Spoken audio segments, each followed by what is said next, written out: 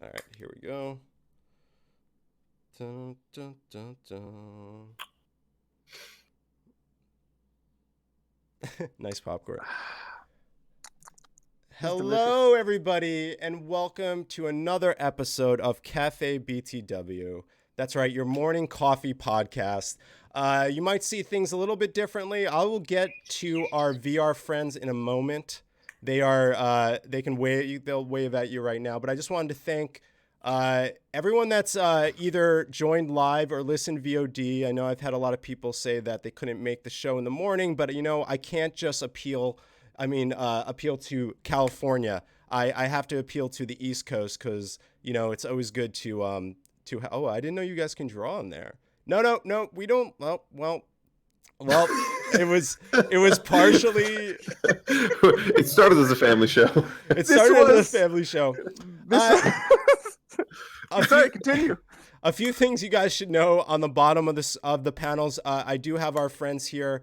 It's a virtual podcast. I think that's correct. It's virtually a podcast. Virtually a podcast. And on the bottom, actually, at any time, I have their Mixer and Twitter available to you on our Twitch panels below. So please check that out. And of course, I want to thank Sanity Crypto and D Gutierrez, who actually we have a lot in common. I would say Daniel, we go way back, and Sanity, we go way back. I would say, but Daniel and I go even further back because we did the Coin Boys podcast together, and then obviously that's what brought Sanity in, and he became a Coin Boy. But just tell us a little bit. Reunited, and it feels so good. It does. But you guys are. Why are you guys virtual though? Like, can you guys tell me why you're virtual right now? Mainly because it's so cool. That's really the bigger deal. Oh, I totally moved everybody over.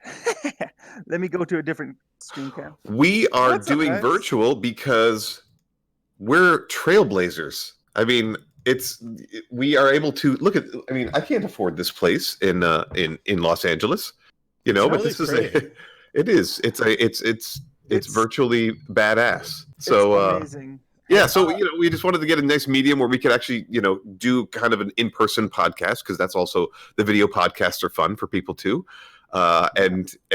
We just so happened to know that this was coming. Apparently months before the coronavirus happened. We were it was a plan all along. All along. We were like, all right, you know what, Bill Gates, just get that ready and poison the world, and we're going to be in virtual, and we're going to set it up so everybody can be ready to embrace us. And personally, I love watching podcasts. But the thing about podcasts is watching one person in a podcast, to me, can get boring unless they have. Hey, I have visual aids. There's some episodes I don't have a guest on here. I mean, we're only on the 4th episode. True, so, but you know exactly what you're saying. In some cases, people don't, and they're just kind of talking out their butts. And I get it because I like to talk out my butt. But he does. I've seen him. No, it's amazing. But the thing is, it's very difficult, and Andy knows this because we've done this in the past. It's very difficult to get people together to do a podcast, especially when scheduling is a kind of a pain in the butt. Yeah. But exactly. So it does happen. Basically, this was a way for both of us to be in the same room for you all to see, and for it to be as close to a real in-studio thing as we could possibly do. Plus, the technology is so cool. There's so many things you can do with VR besides just play games and besides just playing games. I'm watching movies. I'm learning. I'm traveling the Earth. Google Earth is crazy in VR. It's amazing. You're like Superman flying everywhere. It's the weirdest thing in the It kind of makes you a little nauseous if you zoom around too fast. You're like, look, I'm in space. Now I'm in front of my apartment. Oh my gosh, now I'm at the Taj Mahal, and it's kind of intense. It's pretty nuts. It's pretty cool. So wait, how many? You guys are on Mixer, right? So yes, talk about that. And I have no problem. You guys are on Twitch right now, but I have no problem cross promoting Mixer as well. We're on Twitch. Yes, you guys. I'm sorry. Bill Gates Thanks, and Retro Gamers, Ninja for the host. Made us decide Mixer only. Okay.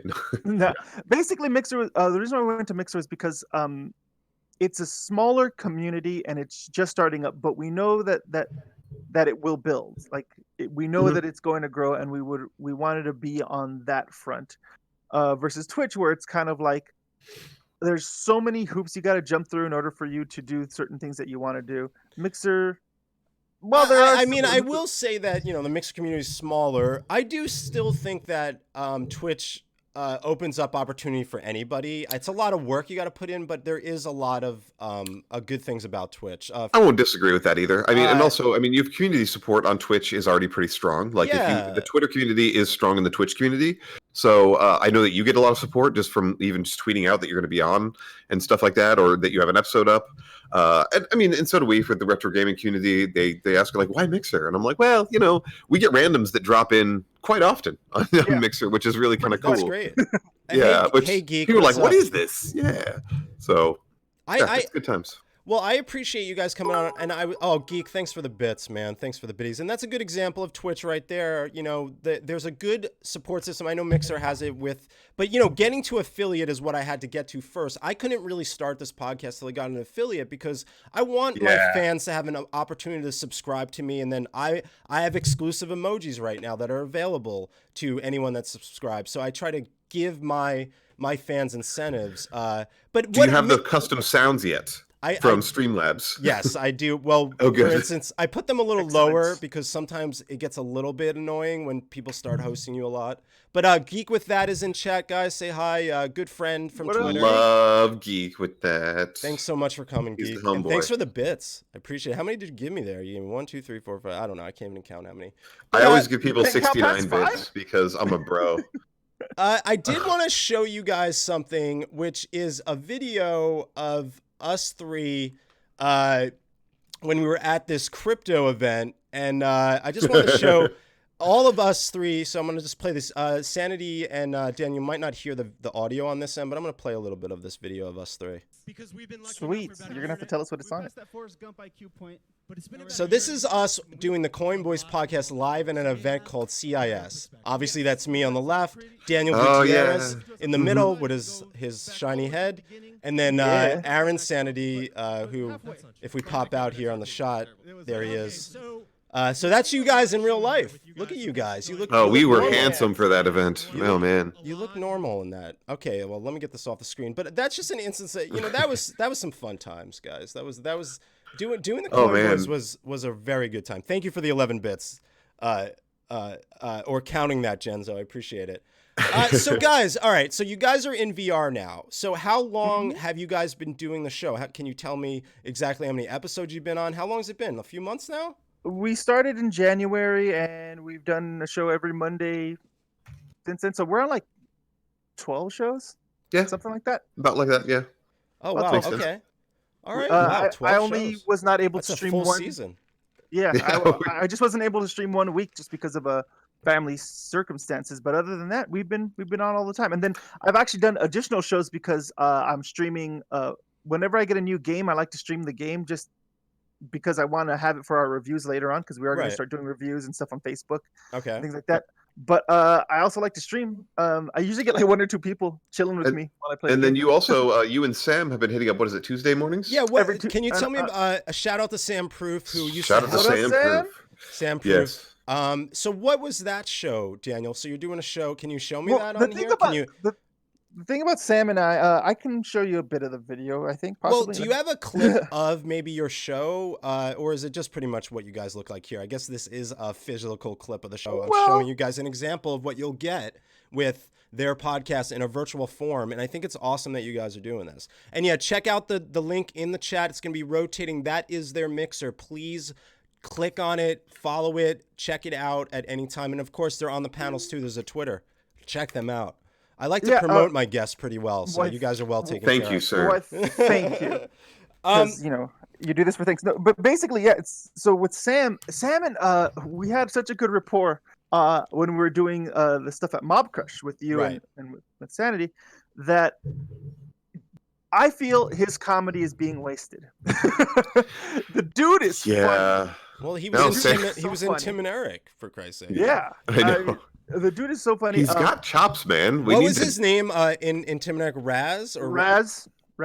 Raz, Tim, and Eric. Okay, Yeah, and we actually talked about Tim and Eric on this past Tuesday, just because like we were talking about how all the cons are going virtual. Right. Every con. So this is going virtual Sam. now. Just so everyone knows, a good friend of What's up, ours. Sam? He's right here playing Raz and Tim and Eric. If anyone ever watched Tim and Eric, awesome show. There he is flipping around in a jet ski with Eric Warheim on his back. Sam Proof is a good man. So that's cool. You guys are involving him in the show, or you have a show technically with him.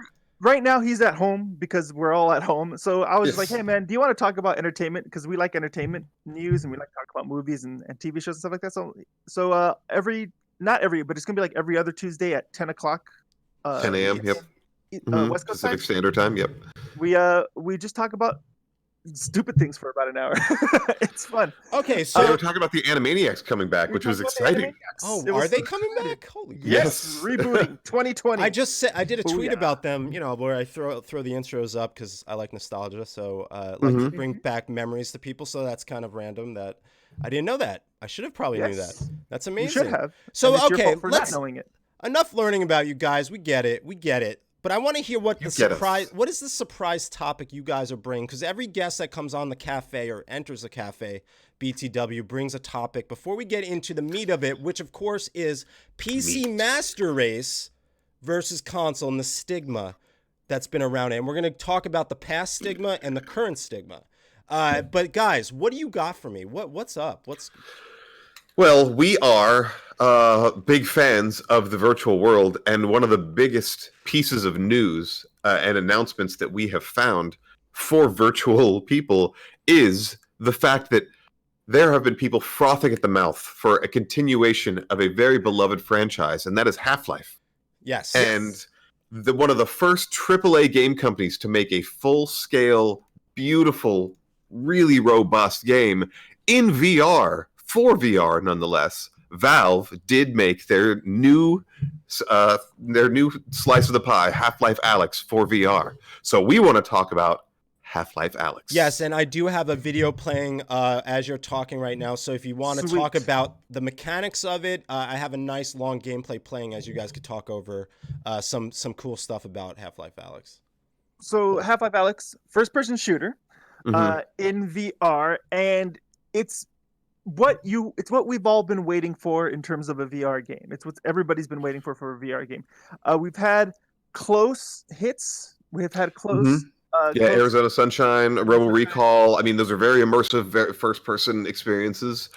We didn't have something like this. We didn't have like you're in the world and it's very detailed out. Storyline is on point, and what's really on point, what a lot of VR games have gotten kind of off on or not done too well with, is physics. So you're saying the physics, I mean, I would imagine the physics are phenomenal for VR. There's people online that are like juggling in the game, and like it's like you could pick up a singular bullet with your fingers and put it in the chamber of the gun. Like when you're like, oh, I have no bullets, I have no magazine, you could literally take a single bullet and like put it inside the chamber, and then rack the slide and get that one shot off that hopefully saves your life. And it's the immersion, the exploration that they encourage, just the attention to detail with every item that you can pick up and interact with is mind-boggling. It's attention to detail in the physics. It's attention to detail in the actual artistic details, and it's attention to detail in the storytelling.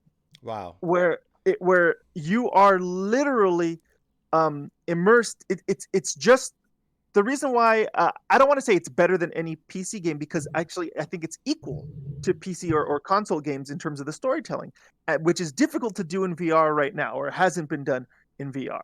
So it's not better, but it's of equal quality, and that's why we like it, because so far in VR you haven't really gotten the same quality in storytelling as everything comes off as a demo. In VR, every even like Epic Games has made some really cool. They had Serious Sam. This thing that we're using is in beta still. Like there's lots of things that can be doing. I think Can you guys just quickly mention what you are using? Because that's something I think I missed. The big screen is the program you use for this. Correct? Yes, we are both hardware-wise. We're both on Oculus. I'm on the Oculus Rift Original, and then Daniel at E3 won the Oculus Rift S. Yes, I was there for that. That's right. You were definitely there. I was in the photo. I was in the photo. We should have had that. We should have had. That's right. We should have had that photo ready. I know it's on one of both of our Instagrams somewhere, but that's right, all of our Instagrams. But we are using Big Screen VR, which is a beta program. It is free. We expect it to currently always be free, I'm sure. But you can basically just create these theaters for you to watch, like literal theaters. You could be we're in an apartment. You could be in a grand cinema. You could be at a fireside. In camping. You could be in a giant black void with nothing but a screen in front of you. But you guys chose some really cool futuristic loft in the We city. chose the loft. Yeah. I actually should have chose the daytime loft, but we do the nighttime loft right now. It actually has daytime and nighttime. That's cool. No, I love that you guys figured out how to even do a podcast through with maybe not even using VR chat, but VR chat is a toxic cesspool. The thing that Big Screen gave us was cameras. It gave us 3 cameras plus 3 roaming cameras, and that is something that you don't get in other games. You don't have that. You can do pans, you can do zooms, you can do angle changes. It's pretty versatile so far.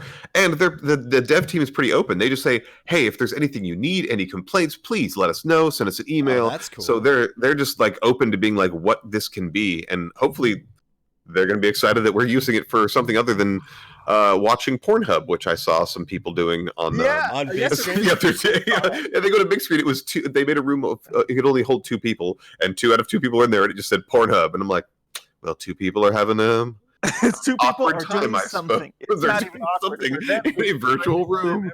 That's crazy. They're like, oh, social distancing, yeah. And that's really why the overarching thing is Half-Life Alyx to me is now the beginning of the next phase of VR. Yeah, and I think Valve is to thank for that because they took a risk. They put the financial risk and the resources to focusing on making this a VR only experience, which made some of the Half-Life fans upset, and I understand that. I really do, because people have been frothing at the mouth for literally just any kind of more Half-Life anything, and the next thing that comes up is VR only, which does exclude a lot of people. But what does that do for VR? That shows other developers, look at what the reception VR is getting, and what amazing stuff can be created in VR. It's really exemplary. And I know even before the show that Daniel was saying that you have to, when we can socially responsibly do so, you have to come over and you have to play some of these games. I know. I mean, I'm a huge Half-Life guy. I mean, I grew up on these games. I think Half-Life 2 it was a game changer. It was Half-Life changed the whole first person RPG elements at all. Nobody ever took first persons to be more than a shooter until Half-Life really came around. Yeah, and Genzo has a question for you guys. Did you guys touch the Valve Index yet? We have. We both did. Yeah. Oh, of course we have it. They're gorgeous, but they're so expensive. I mean, Valve Index is the pinnacle of technology right now. So we went to a kind of CES at Warner Brothers. I got us into they shrunk down CES. It was literally a CES event, but it was for VR only. VR only. VR and AR. Yeah. VR and AR only, and how it translates to movies and how it can be used in for production and for production, all that stuff. It was insane. But they had a demo for a Ben 10 game on the Valve. Yes. And Sanity killed it. Sanity did so well with the game that the developer or whoever was working on the team afterwards was like, we have not seen that outside of testing, kind of situation. It was pretty cool. That's what I do. The cool thing about VR is it's very natural. It's very intuitive. Yeah, it's very. It's what he's like. That's the thing in Half-Life. You go in and you're like, how do I? Oh, I figured it out. How do I put this magazine in the gun? And it goes down there, and then the slides open. It's like, well, what I do? You either push the button with your thumb to do the slide release, or you can actually rack the slide with your hands, much like a real firearm operates.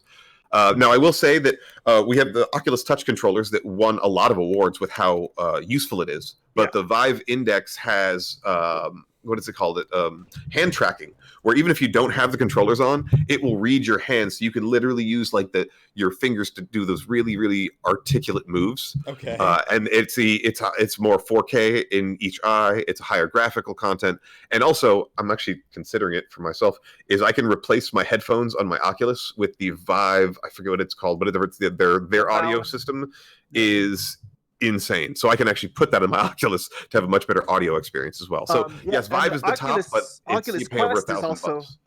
Oculus Quest, and this is what I don't like about Oculus specifically, is they have the Quest, the Rift, the Rift S, they have all these different ones, and unfortunately, if a new game comes out, you can't play it on all of those things. Or if a new experience comes out, I'm very upset because right now, because of the virus, the Cannes Film Festival is canceled, right? But they have it for free on the Oculus Quest. Cinema 360 is what it's called, but it's only on the Quest. But you could watch all those movies in the Quest, and it's like you're in the real theater. And I'm upset that I can't do it because I have the Rift S. I wish. You know what? It all fell down when Zuckerberg bought Oculus. You think so? I don't know. I actually don't know. I'm just talking shit about Zuckerberg. But I thought you like it. But that's probably one thing you like about. I actually like Oculus because it's entry level. Like Oculus is $399 and you can do VR. $399 and you don't need a computer. $399 and you have a computer, you can do more powerful. But if you want a Vive, like the Vive Index, I mean, I think it goes upwards of like $1,400. So it's like, now that I understand what VR is, if a windfall happens, I will invest in the best technology that VR can give. But for anybody starting off, like if you don't know that VR is going to be the big thing for you, why would you pay over $1,000 to do so? It's like, get in there, pay, $400. It's like a console, and you can have the most amazing experiences. I've definitely got my money's worth for $400. I mean, I've got my money's worth for free. Well, I mean, that's true. You got it for free. Yes. Well, yeah. Did you guys beat Alyx or? No, I have not. No, I mean, when you have a child, it is very difficult to play more than 2 hours on any game. Yeah, and I was playing from midnight until about 2 a.m., as gamers do sometimes, and man, it just got so intense. My heart was beating so fast. You get into the quarantine zone, and I mean, you remember Half-Life, like when you're in there, and although like the parasitic, creatures are like jumping at your face and everything, and they're like coming at you in VR, and it's like it's so intense, and I was like sweating in the goggles, and I was like, it's like 2 a.m. and I'm like, I gotta calm down, I gotta go to bed, I gotta relax. And in regard to Jenso's question, basically, I believe Facebook has been pretty hands off of Oculus, real quick. But yeah, they kind of created their own division, and they're not like meddling in it too much, which is good. But here's the thing: they're still meddling. They're still in it. They're still meddling. Yeah. They made the whole announcement that they're like, oh, well, they're going to start forcing you to give up certain non-personal data, whatever they say that is, about your Oculus, so they can learn more about social engagement. So they're trying to merge Facebook and Oculus together to make a virtual social experience. Here's what I know. In order for you to even have an Oculus account, it connects to your Facebook account. That's correct. Yes. So they're tracking. They're tracking you no matter what in terms of privacy issue. You know how like I'm not generally on Facebook technically, so I need Facebook if I buy the Oculus? Correct. So if you signed up if you bought an Oculus, it'd be like, hey, are you on Facebook? No. It's like, well, then create one and welcome to Oculus. But you wouldn't have to friend anybody. You could just join Facebook with a new Andius Maximus or something, and then just be on Oculus. But they're still tracking. So you're telling me that they turned the Oculus into an easy way for them to get people onto Facebook, technically. Correct. They turned the Oculus into a requirement. They want. I mean, there's a lot of data they can get from what you're like. Look at. They can probably know they can track your eyeballs about what you're staring at. Like if you're staring at the boobies instead of the eyes of the woman on the screen. I mean, you can see a lot of that stuff. They know what's going on. They can track all of that data. Yeah. I would assume Vive the Vive isn't doing all. So now you not only do you invite Facebook into your social media world and your baby photos, now you're inviting them into your eyeballs, into my brain. So Mark Zuckerberg's like, can I check out D. Gutierrez's brain today on Oculus? Wait till we get that neural lace, and then I am gonna be like, plug me in. Oh God, Bezos is in my brain. Yeah, basically that's what we're. if we can keep on going towards the Vive, I don't know if the Vive does the same thing. I would assume. No, there's HTC. Well, something. HTC is a Chinese company, right? Yeah. Dun dun dun. So it's kind of like I think you're damned if you do, you're damned if you don't, man. Yeah, I mean, even your PS4 is tracking you to some extent, and so is your Yep. and so is your Xbox tracking you to Well, some extent. Everything's tracking. Information is the most valuable commodity in the world. Our attention is the most valuable commodity in the world. Everybody's attention, what their focus is, how targeted marketing, most valuable commodity in the world. So yeah, I guess Facebook's being more blatant about it. And people were even up in arms. They're like, oh, well, Facebook's now integrating, and they're trying to let you invite people to your virtual apartment for Facebook. And I was like, we already have a virtual apartment in Oculus, and I've been to Daniel's, and he's been to mine. It already happens. I tried to model mine after his. It was nice. Oh, thanks. I know. I put in some good work. Yeah, I'd like to give a tour of my virtual apartment sometime. But generally, Oculus is still a pretty good brand in the VR world. I mean, it's still, I think it's still great for the price. It's amazing. It is one of the most affordable, and you get the most features out of that exists on the market until you're ready to really dive in financially. Okay. So yeah. I mean, I'm not doing anything that I'm not afraid of somebody tracking me yet, but that's a conscious decision that I'm making. Right. That's right. You remember the movie Strange Days? That's when we want to be able to change it up, It's like, well, we're going to Squid Head. Yes, that's when we don't want Facebook squid heading us. Yeah. Oh, you just remind me, Strange Days. Wow. Yeah, that movie was I was so young. I saw that in the theater, and I wasn't old enough to really grasp the gravity of it. I was like, that movie was just effed up and weird, and it really disturbed me. But that's what the point was. It's playing right now. The trailer. What a good movie you just reminded me of. Wow. So can we just talk about this? So this was, you take this gelatin octopus thing you put on your brain, and then you can live through someone else's eyes, right? It's like people would record their actual experiences of life, and then you could play it back, and you would get the same emotions, sense of smell, touch. Basically you put on they called the people squid heads that would always plug in and do this thing, and they put the squid on your head, and then you literally live through whatever that person recorded. And minus the smell and the touch, as of right now, which is actually not that far away from actually happening, you could technically do that right now. And can I say, Ralph Fiennes was definitely really good in this. He was very good. This was a really good movie ahead of its time, I thought. It was way ahead of its time. Yeah, and that was 96 this was or 96, something? 97? 95 it actually said. Wow, 95. Wow, yeah. So I was 15 at the time, so I was not mature enough to really understand. I was like, that movie just disturbed me. I didn't like it.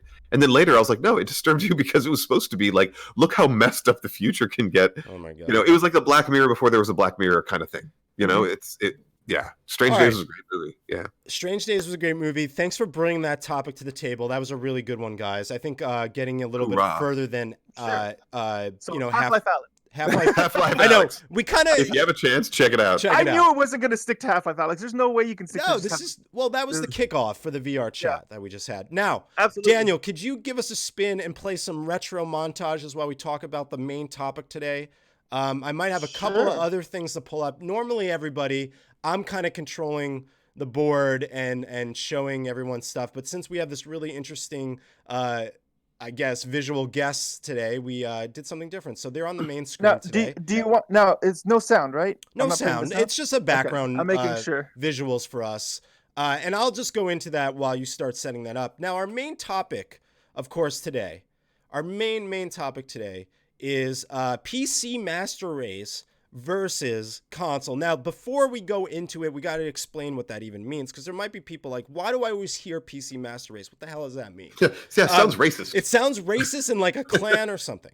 PC Master Race is as simple as just saying people that play PC games only, they don't see the value in buying a console when they have a PC, because a PC not only, has keyboard and mouse available to you when you want to play a first-person shooter and play really well, but it also has the ability to hook up a controller to it. So they're always saying, why do I need a console when I could, play a controller on here? And then, of course, what is a console? A console can be anything that is a physical system that you put in front of a TV and you plug it in, and you can play on your couch. I think that is one.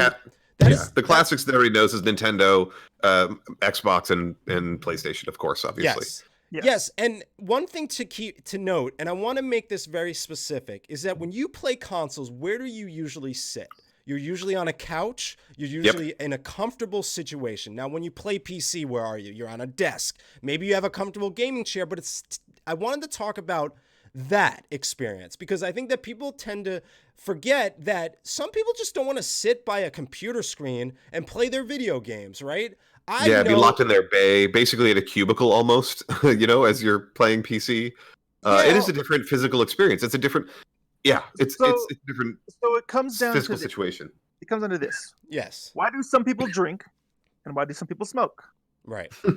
It's like you're getting different flavors. Why did I go to McDonald's versus Burger King? Gross. Why did I go to gross. Carl's Jr. versus Little Best? No, Anyway, Little Caesars is disgusting. We're about to get on a tangent. Let's show them. Come on, give me the high five. Give me the high five. But there it is. Okay. But it's all about paintbrushes, styles. It's the flavor that you're trying to get. Now, if you're on a PC, that tends to, first off, it's very expensive. Not everybody can do PC. I didn't play my first PC game until I was 20. Oh. So because it was very expensive, we couldn't afford one. I didn't get I had to beg for the internet when I was 15. Things like that. So and then mom would pick up the phone when you were on AOL and you're like, Mom! Yeah. She's like, why is it squealing? No. Literally, it's like, Mom, don't get a fax right now. Don't get a fax right now. Oh, she got a fax. And like that ruined my internet. Like I had to beg for a lot of things. Chat room got ruined. Growing up. I basically, up until I was a senior in high school, was handwriting my papers that I would turn in. PCs are expensive, but if you have a chance to experience that, it's fun. I grew up on consoles because it was very convenient. They were cheaper, and it was something that I could play with a group of people at the time. Most of the time, PCs you're by yourself. You can have LAN parties and stuff like that, but it just depends on what you want to do. It depends on what you feel. Everything's just a different flavor. But it's like, for instance, me, right? I can enjoy both worlds and retro worlds, like I have the ability to love playing on the PC, love playing on I have an Xbox. I play on my Xbox some games. Actually, sport games, for instance, are not meant for PC. I'm sorry. I don't care if you have a controller. Yeah, I don't play. That's true. I think that's very accurate. I would never play sport games on PC. I'm sorry. So if you tell me Madden PC, no, Madden 2021 PC, no one does that. And just to give you some perspective, when I went to DreamHack, which is a tournament-based convention, the Madden tournament was using PlayStation. And you don't expect to play a sports game on a PC. So that's one thing. But what I hate is the stigma where there are PC people that give console people crap because they don't have a PC. And I'm like, do you realize that some people just can't afford it? And that more reasonable is buying a PlayStation console that you can afford, or an Xbox, or even, guess what, a Switch, which I like to consider different.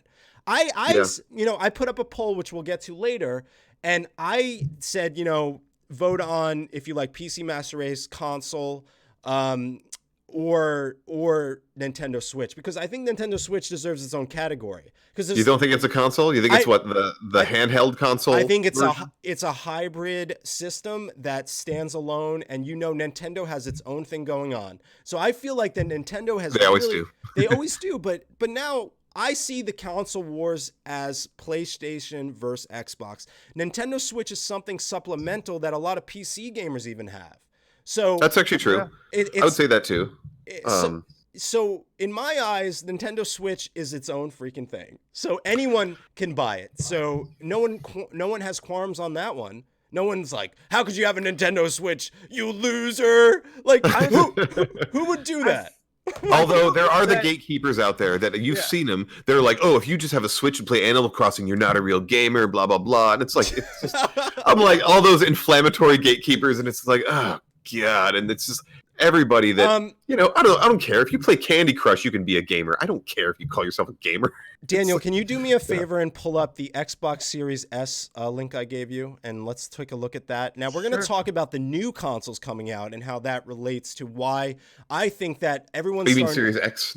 Series S already came out a while ago. Oh, Xbox One, yeah. What is it? What is the name now? Xbox Series X is the next one coming out, yes. They got it right.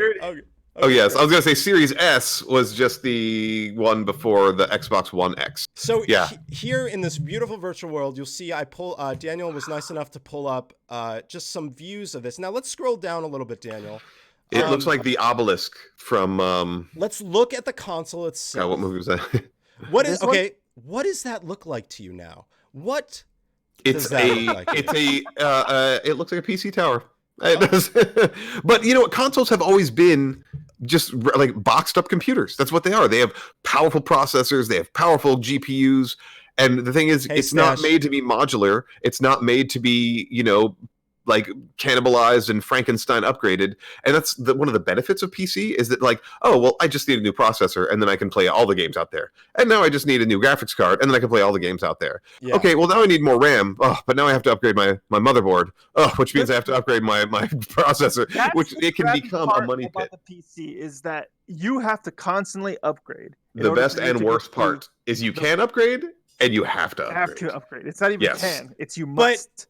Yeah. Someone said to me, like, consoles are becoming PCs, but I'm going to have to argue that they might be starting to be as strong as older generation PCs, but the console will never, ever catch up to the PC. And when it does, it's no, because it can't stay on the cutting edge. There's no way.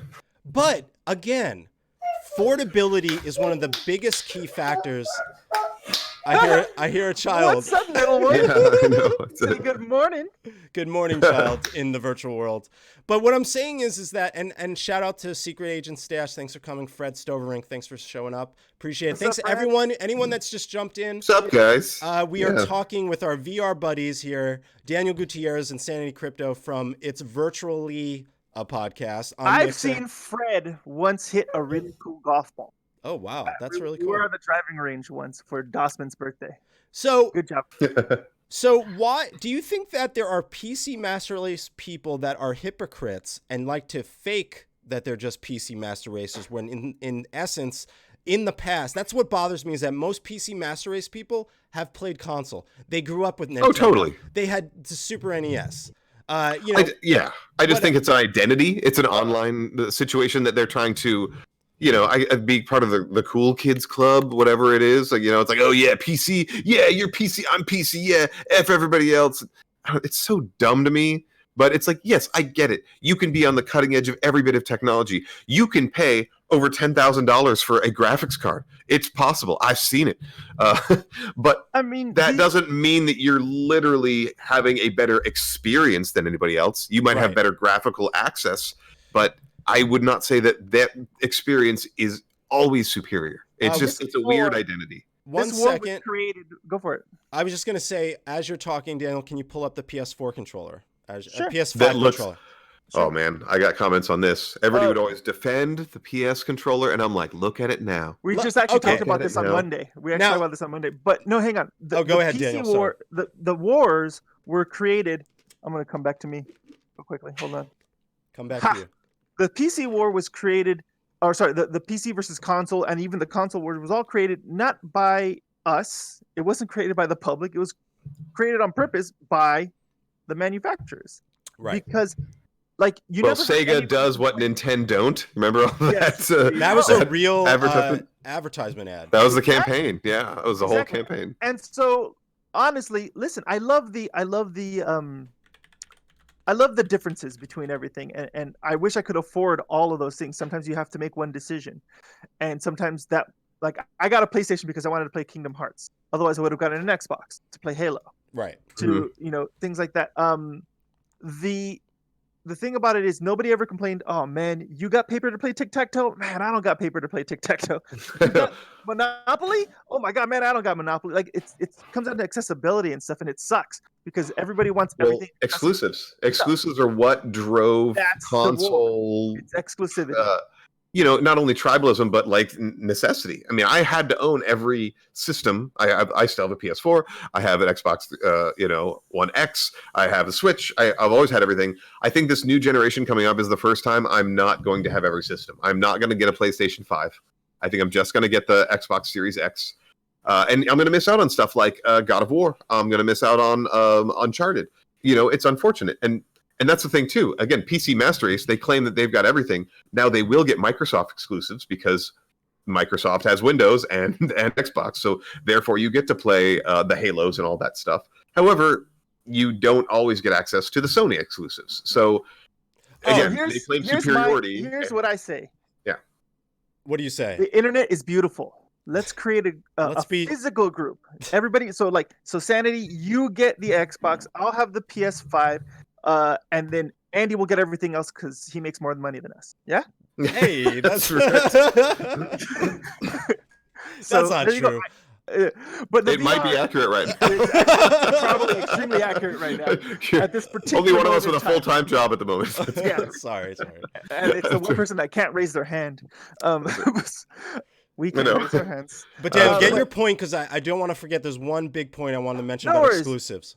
Yeah, just we should all group together, and so that way the war can end. And it's Sony is the one holding back from cross-platform play. Microsoft and everybody else is pretty much opened up to, and even Nintendo said, "Yeah, we're down for it." I mean, if there's games out there, like they'll do cross-platform. I think Fortnite can be played. You play on the Switch, and you can play with somebody on their Xbox or their. I think PC is excluded because they have better functionality, so you get absolutely leveled.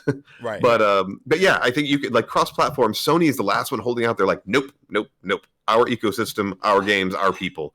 But you're right. If we allowed cross-platform, then everybody be able to play. I think it's happening. I mean, Xbox has been super open about it. PC, Steam, all those people have been really open about it. Epic Games has been open about it. Yes. I mean, I will give Epic Games credit with Fortnite. People don't realize they were just like, screw it, we're going cross-platform. We don't give a crap what people say. That's right. They were like, our servers are our choice. Yeah. So they said, log on and play. Yeah. And no one's going to complain. And that's what they do. They're even on the Switch, for Christ's sake. Kudos to them for that. Daniel, let's show that PS5 controller real quick. I have one note. I am a huge Final Fantasy fan, and I don't have a PlayStation right now. And what does that mean? I can't play the episode 1 of Final Fantasy VII. It's for 1 year. It's for 1 year. They actually admitted they said it has on the box exclusive for Sony PlayStation until April 2021. So when the next episode is out, is that going to be a year? I don't know. I did get some good advice. You're like, you know what? Because it's coming out episodically, you might as well just wait. And then that's why I'm waiting. It'll be a whole collection. I don't have a PS, and I want to play Final Fantasy VII Remake. I know, Stash. I mean, I'm with you there. And Fred Stovering says some bitch in Sony. But look at this controller. This is the Xbox controller, like having sex with the PlayStation controller. This is like the weirdest looking. This is an Xbox controller. Look at it. It's finally going ergonomic instead of the cylindrical and circular shapes of the original PlayStation controller. And I'm like, finally, you're going towards people's hands, not like making people hold a piece of postmodern art. I think the years of exclusivity on consoles and stuff like that has got to, like, the window's gonna close eventually. It's not gonna always be available. They're gonna have to, with crossplay and just general releases of games. Why is a publisher, besides getting like a really good deal, I would think that it would make sense to say, hey, I'm gonna release my game and it's gonna be on every freaking platform on release day. Boom. They do it for money because Microsoft says, we're going to give you a bonus $50 million if you are exclusive to our platform for, they actually messed up because they tried to power play EA back in the day, if you remember. Yeah. And they said, we'll let you release your games on other consoles, but we want to have online exclusivity, only Xbox, nobody else. And EA said, F you. I can't do my middle finger on here, but it was the middle finger. They're like, F you. And they basically said, no, we're going to just go to PlayStation because we don't like your tactics. And it was like, ooh. So Microsoft ended up shafting themselves with EA Sports games initially, and I think it was about a year of a moratorium before they were kind of cooled down with everybody, because I think Microsoft really just tried to power play them and bully them really, really hard. So it backfires sometimes, but I think you're right, Andy. I think we're getting to a point, especially with I know it's not there and it's gotten a lot of negative reviews. Google Stadia. And then there's it's free now or something. Because it sucks. Nobody likes it. But to give it away. That's right. I almost want to get it just to explore it and review it, because that's kind of what I do. But I'm signed up for the beta of the Xbox One, But you need an Android to play it. I don't have an Android device. I have iPhone devices. But you can basically sync exclusivity, sucker. That's right. I know. But it's like they're allowing their cloud streaming service to be tested for free. With you just basically sync your Xbox controller to an Android device, and you can play Xbox games anywhere. You pull up you're riding the bus, you can pull it up. Well, nobody rides the bus right now, but it's like you could basically just pop it up. I'd be at work and on my lunch break and just like, put down a tablet and just like, all right, grab my Xbox controller, start playing, earn some achievements, do all that stuff, and then pick it back up when I get home on my console. I think the cloud streaming services, even when they're not Microsoft, are going to open things up to everybody, because I think the cloud streaming services are going to create, I don't know. Is it going to eliminate the console? That's a whole that's a whole other conversation. But it's a very potential reality. Yeah, so, I don't think so. I don't think so. No, I mean it won't eliminate the console just because of exclusivity. That's why people are buying up these things. But I'm saying that like Microsoft already has their cloud streaming service. Microsoft may not need their cloud streaming services fast enough. You'll still get the exclusivity. But you'll just need a controller and a TV and a smart TV, and you can play all your Xbox games, and you're paying Microsoft for your subscription. It might eliminate the console, depending. Okay. All right. Yeah. All right. Daniel, are you able to pull up that poll I sent you that I did on Twitter? Is that the last thing you want to discuss, by the way? No, we're getting to the end. Because I got one thing before your last thing. So tell me one thing before your last thing. Go ahead. Give me your last thing before the last thing. No, yeah. Well, is this the last thing before the last our thing? last thing. Yeah, so we're getting close. This is the we only have 2 topics to show. We do the guest topic when we have a guest here, and we got our main topic. So we are coming to a close. Oh, okay. Well, before then, we have a game that we love to play.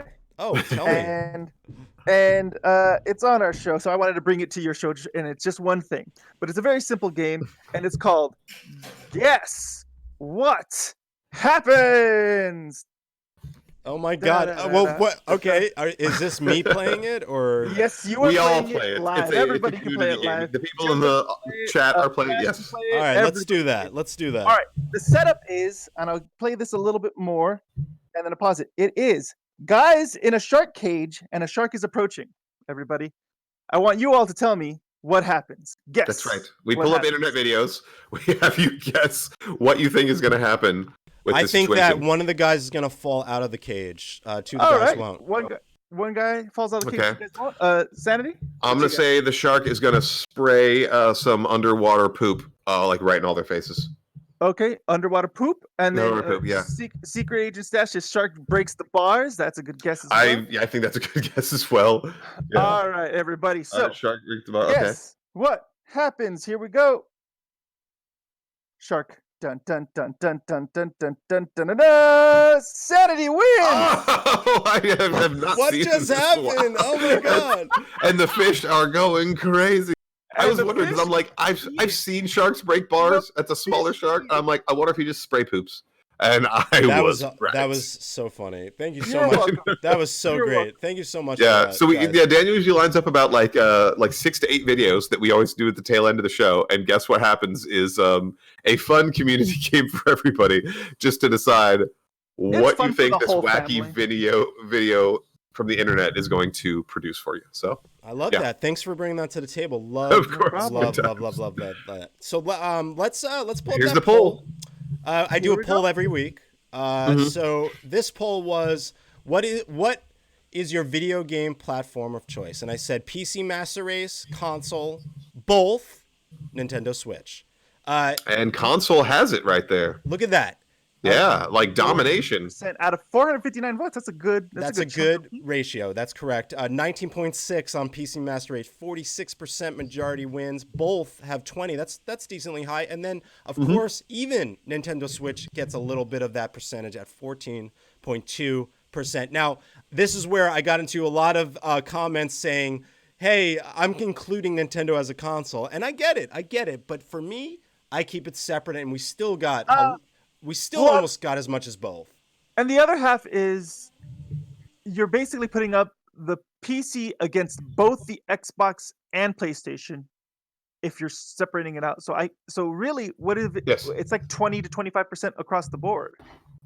Yeah, pretty much. And as you can tell, and which I think makes sense, is that even though there's so many people that are on PC, I think in a mainstream level, console will always win. It's cheaper, it's affordable, and on a mainstream level, more people. It's for the masses, right? I mean, Daniel never grew up. See, I grew up learning MS-DOS as I was learning to speak English as a baby. You know, my dad had a Commodore 64 that he built, you know, his home computer, that he wouldn't let me have a Nintendo. I wasn't allowed to have a console. He called it an idiot box. He's like, no, computers are the future. That Nintendo's just an idiot box. So I was raised on basically PCs since way back when. But the console is always just, I think, more convenient. And again, we can also separate the fact that our age group as well. We grew up Saturday morning sitting there with either siblings or friends, you know, playing consoles on the floor together on a big old tube TV, ruining our eyesight. There's something really rich. There's a really rich experience to couch co-op, you know, which is still a literal thing. Couch co-op is a beautiful thing to experience that I'll tell you, the Switch does the best. The Switch still does couch co-op the best. What did we say, though? Console players play on the couch. And the couch is a great place to play video games, right? But, I will say my Jenso did PCs. say earlier. Jenso said earlier that they're trying to make it so that way that you get the keyboard and mouse in your bedroom on the bed in a comfortable area. So It's true. And my PC is set up in a way that it plugs into my largest TV in the entire house. So I have a wireless keyboard and I have a wireless mouse, so I can just set it on the coffee table, and my monitor is my big old 68-inch LG TV. Because, you know, I play a lot of the VR, and that's where people watch. People watch what I'm playing in VR while I'm flailing in the middle of the living room. People sitting on the couch can watch what's happening on this big old TV. So I set it up in that sense. So I can kind of get that similar experience if I have the controller. So I can kind of mimic that, but it's not the same as just pushing a button, grabbing that controller, sitting on your butt, and then firing up Fallout 76, which Andy and I are going to play Wastelanders soon to check it out. Yeah, so. I jumped on just to see. I told you it's good to see that my Fallout character is still alive in the. Yeah, I fired it up last night, and I need to react, but. But anyway, guys, it's been fantastic having you guys on and kind of reminiscing, and I think we had some really good topics. Yeah, man. I want to do this again. I want to do this again because it's fun to do this because we've had experience doing podcasts together anyway. So I think it went really well. If everyone can see on the bottom of my panels, there is a picture of these wonderful VR, beautiful, handsome men. And you can see we're beautiful in VR. We're so beautiful. There's a Twitter link and their Mixer. Check them out. When is your show, guys? What day is your show? Every Monday at 6 p.m. Pacific time on Mixer, mixer.com/it's virtually a podcast. And if you guys put on noties, we try not to harass you, but every once in a while, Daniel will play some Half-Life Alyx. I'm setting it up so I can play some Beat Saber, so you guys can see if we're just messing around in VR. I also play D&D with a little gentleman named Dossman every once in a while. Nice. Yeah, D&D on stream is hot right now. I mean, I think I want to try to set that up. When you play with Nick Dossman, no one knows who Nick Dossman is, but that's okay. No. I'm telling everybody who he is. When you play with a man by the name of Nick Dossman, his mind is an amazing, fantastical world of infinite possibilities. Well, then him and my old DM Morgan Brown, they need to merge and it blow up it'll create a new Big Bang. It's amazing. It'll create a Tolkien-esque world. Well, thanks so much during this pandemic for getting up early in the morning and this is the only thing that gets me up at 8 a.m. on a Saturday.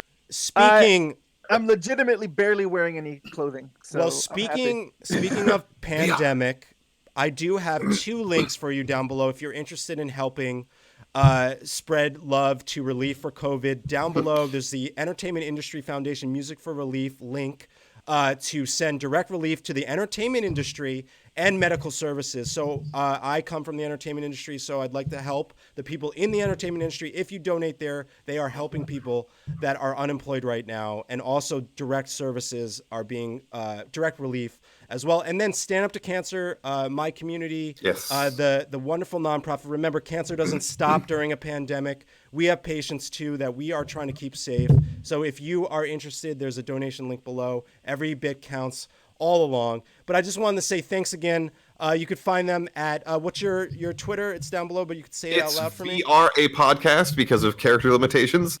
So it's VR a podcast on Twitter. On Instagram, it's virtually a podcast, and on Mixer, it's virtually a podcast. Everyone knows Nick Dossman. Send a sandwich to my house, says Fred Stone Rink. Genzo, thanks for stopping by. Stash, thanks for stopping by. Great to see you again, buddy. Love you all, guys. I know there's a few Love other you people. all. Now, I have one note for everybody. Remember, for Christ's sake, wash your hands. See you next time. Yes, and stop See you breathing in other guys. people's faces and stuff. Bye now. Woo.